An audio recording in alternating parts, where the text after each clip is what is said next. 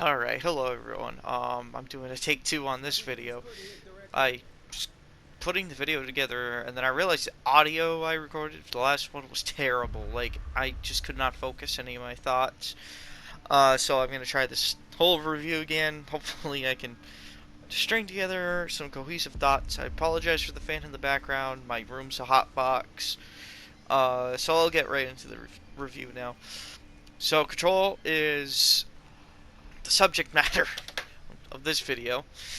Uh, um, it's a really good game.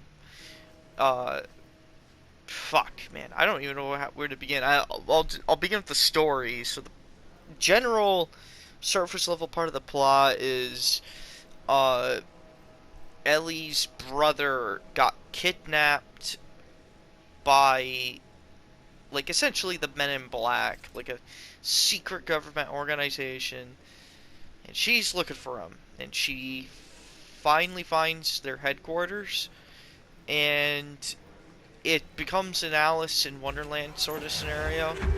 It just very much, fish out of water, um, strange world type of thing. Uh, but the general gist of the whole game, it it's the very underlining tone of the game, I guess I should say, is a love letter to the SCP Foundation, I guess you could say. Um, I think there was an article where it was confirmed that they actually got heavy inspiration from the SCP Foundation, SCP Foundation Wiki.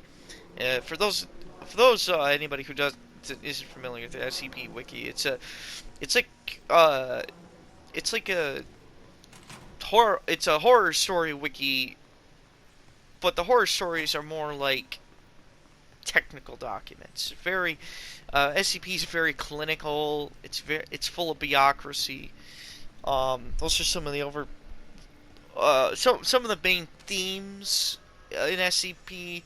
Some of the stuff they really gives it its flavor, and that's carried over here into Control. Control's very much tied to its whole clinical um, government approach to exploring the whole paranormal, paranatural, supernatural stuff. Uh, it it's all very well done and carefully crafted. From everything from the story to its even its environment, which I'll get into a little bit later. But uh, basically, like, you meet like most of the characters in this game, and at first I thought they were kind of boring, but then I'm looking back, it's not that they're boring, it's that this to them is their day-to-day life. This is their day job. Uh, so they're very, like, nonchalant about the situation that the Bureau is in at the moment. When I forgot her name, but the protagonist, when she shows up, she's kind of like weirded out, but she's kind of likes it. You know, she's fucking weirded out, but she likes what's going on here. She's actually super into all this paranormal stuff. And everyone else here is like, this is their day job. They this is like they work at Burger King. Their day jobs to serve up paranormal burgers to everybody. um, yeah, the whole they even have like documents lying around, and some of the documents for like some of the paranormal objects that you find in the game are what was it? They're based loosely off of SCP Foundation documents and stuff to bring them back, the Foundation back up real quick. But yeah, it really the story, the characters, and all that really do engross themselves in this whole theme. And it even has its own. It kind of even gives itself its own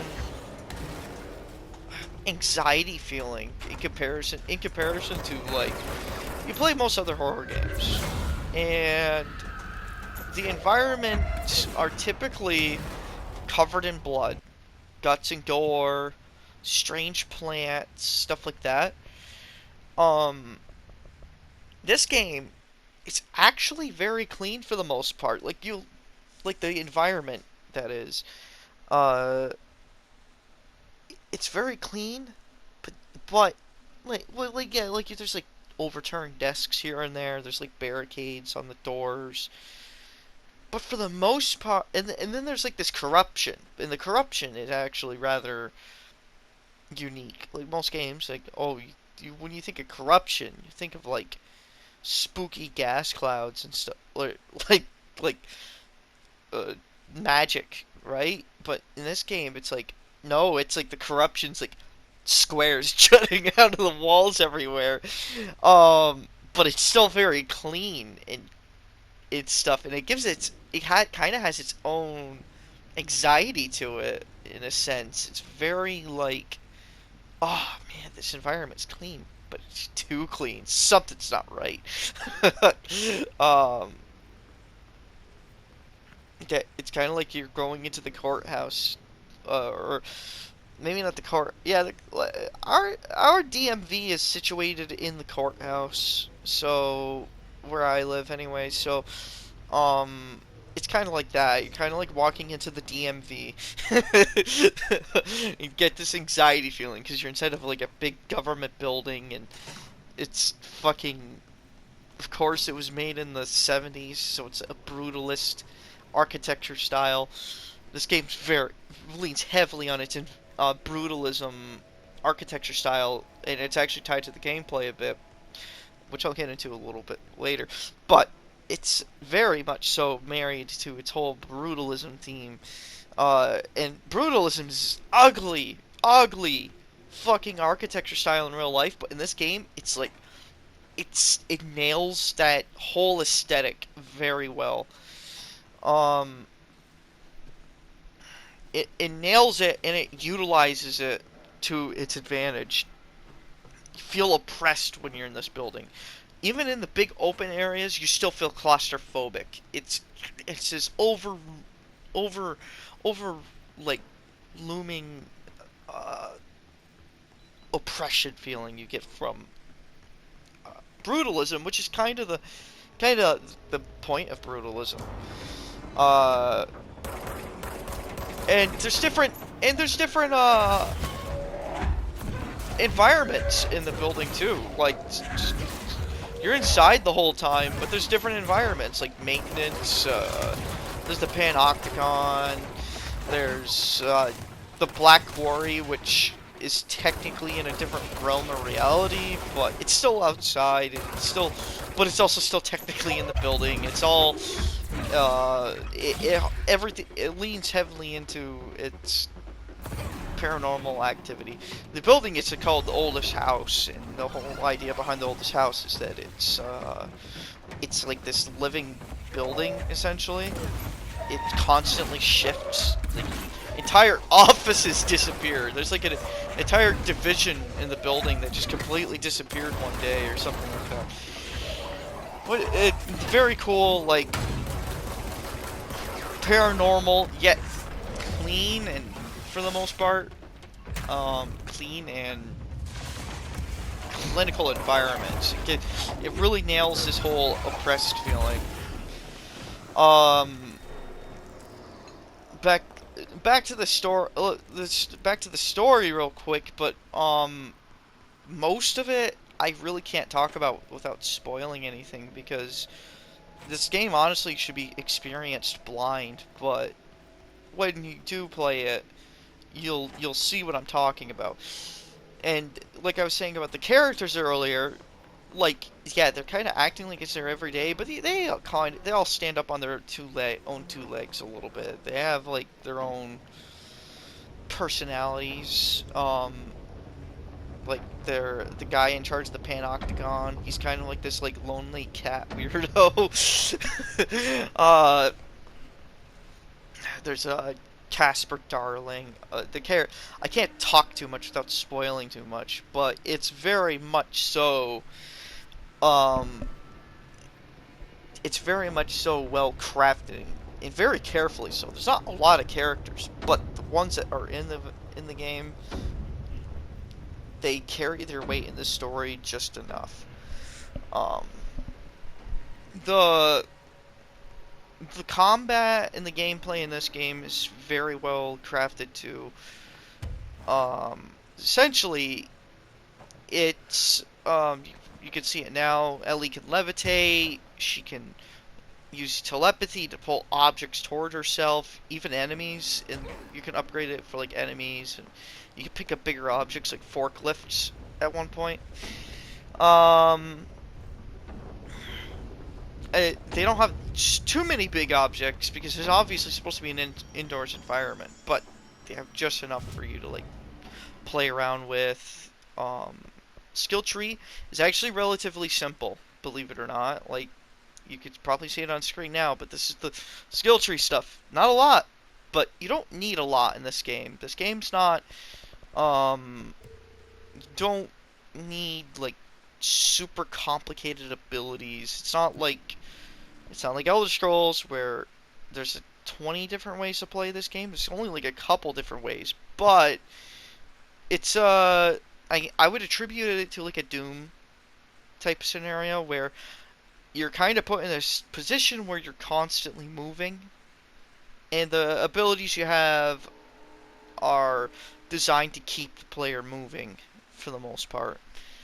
And the brutalist environment is utilized a lot in the combat. When you run out of you pull up the shield, for instance.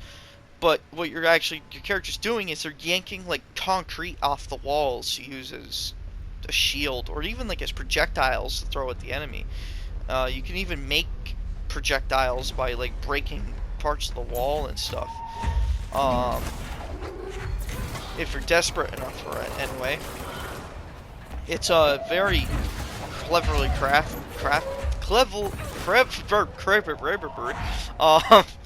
it's very well crafted in that regard. It even lends itself to a lot of verticality,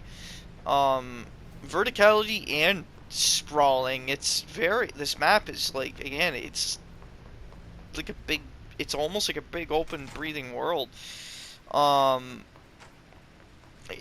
Again, not super complicated combat. It's just enough. It's like, you don't need super complicated combat in this game, to be honest. The game's more about exploring this environment that you're in. There's like fucking, what are they called? Like, it's the weirdest thing ever. You're in a building, but you find yourself in, what are those called again? Those ambushes. What's that the word I'm looking for? Random encounters. Just fucking random encounters, and you're inside one building the whole time. They're kind of really annoying, to be honest. You're just like, you clear an environment, and then suddenly you literally will turn around and another random encounter will fucking trigger. It's kind of annoying. If I had a complaint for this game, it's random encounters. Get rid of them. They're kind of annoying. Oh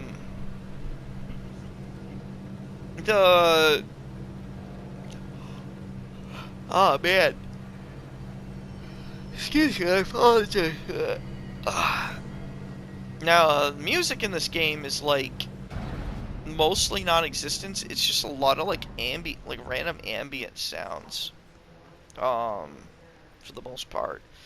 If you're not like here, like when you're in an area like I am in, like the character's in now, with like these people talking, if you're not in that, it's typically pretty silent for the most part, which really helps lend itself to the whole horror aspect. It helps build a knot in your chest when you just hear absolutely nothing, like dead silence.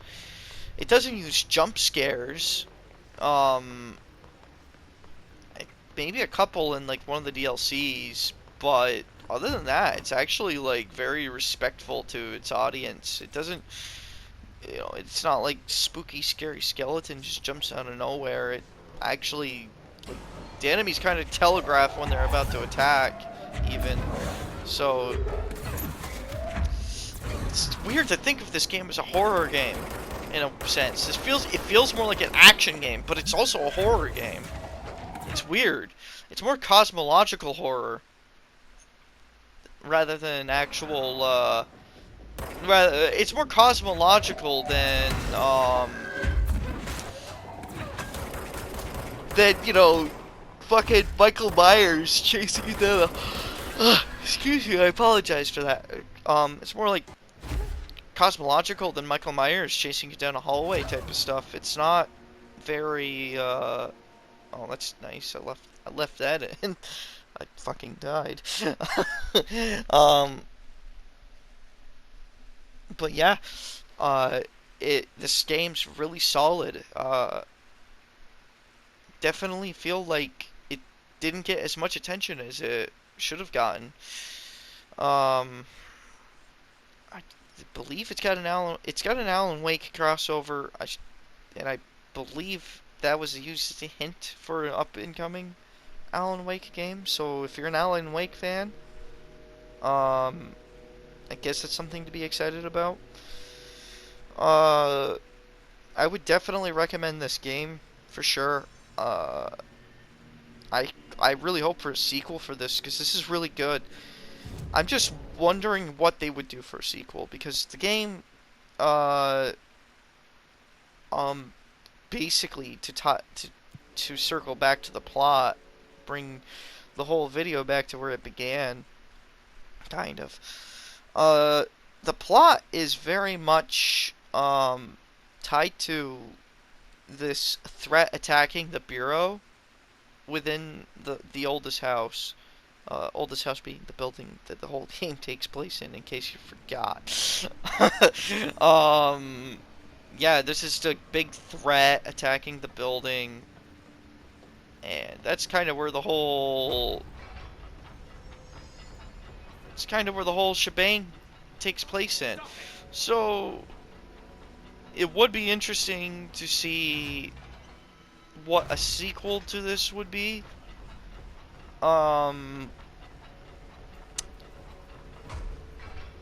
I I definitely want one for sure though. Guess it's not my job to speculate a sequel. Anyway though, I guess it's kind of all I really have to say about this game. Uh Definitely buy it and play it. Uh Especially if you have next gen. The game would probably. I guess that's one thing I'll point out. The game it's a little buggy. It gets a little slow on PS4 anyway. Probably Xbox as well. So I would definitely get this on next gen. It probably runs a bit better on next gen for sure. Don't look up walkthroughs for this game. Just play it blind. Don't even fucking. Don't spoil this experience for yourself. I'm probably gonna make another video, a Skyrim video, up at some point. Another up and coming Skyrim video. You'll probably, yeah. I hope you guys would enjoy that. I mainly want to make another one because, the last one, like, you can only make an hour-long video in Share Factory. In the last one, I don't feel like an hour is almost nearly enough for Skyrim because there's a couple other things I didn't really get to touch base on and really talk about, but I'm going to try to talk about them in the upcoming video. So anyway, that's what you'll have to look forward to. Take care.